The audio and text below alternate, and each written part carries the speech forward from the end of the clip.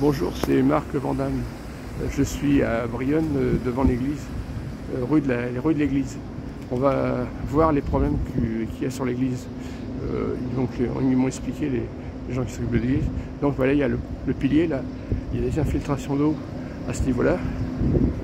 Donc voilà, ici, puis on va rentrer à l'intérieur.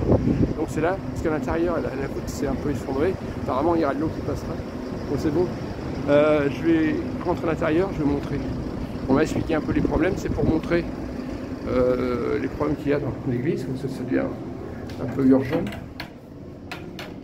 de la réparer, voilà. Donc on est... Alors là, ils ont bien filé parce que il y a des pierres qui s'effondrent, qui tombent. Alors il y a des très beaux vitraux, là, dans le cœur de l'église, il y a des très beaux vitraux, assez lumineux. Là, donc ici, par rapport au pilier, justement, c'est le pilier qui est très vermoulu à l'extérieur. Là, justement, vous voyez, alors on voit même les lettres du toit. Je pense que même peut-être que l'eau arrive à passer. C'est au-dessus du confessionnel, ouais. On est au niveau du confessionnel. Là, il y a un très beau vitrail. Là-haut, il y a un problème. Carrément, les pierres sont tombées. Et puis, on voit les lattes de la charpente.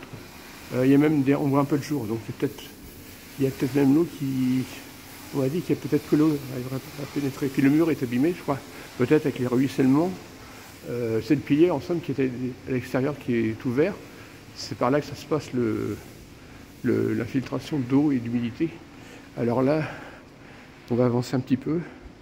Donc vous voyez, tout le long, il y a un filet, comme pour les funambules, pour éviter qu'il y ait des pierres qui tombent sur la tête des paroissiens. Ah oui, alors, du côté des fonds baptismaux, là, où on baptise les enfants, là. Là aussi, il y a un problème. Là, oui, on s'est effondré aussi, c'est abîmé. Donc, il y a urgence de restaurer, déjà faire les premiers travaux pour protéger des infiltrations d'eau. Il y aura une urgence. Donc voilà, ici. Et puis apparemment, il y aura la sacristie. Alors, c'est fermé, c'est une jour où j'ai la possibilité. Donc, vous voyez, sinon, c'est une église qui est très jolie. Hein. Ça me rappelle des souvenirs d'enfance, parce que j'étais à la messe de mes 7 ans, puis catéchisme à 16 ans, ouais, 9 ans. Alors il y a un très beau cœur, il paraît qu'ils ont récupéré du Bec-et-Loing quand ils ont détruit la cathédrale. Donc vous voyez, l'église est très ancienne, peut-être 12e siècle. On va essayer de savoir à quel carrefour de l'histoire, toute l'histoire de cette église-là.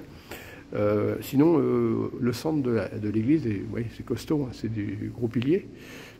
Il y a des très beaux vitraux vers le chœur, quoi. Alors ils ont peut-être souffert des bombardements, peut-être c'est des vitraux modernes, des vitraux anciens, c'est quand même plus joli. Vous voyez, donc on fait le tour en même temps. On va refaire une visite en verticale.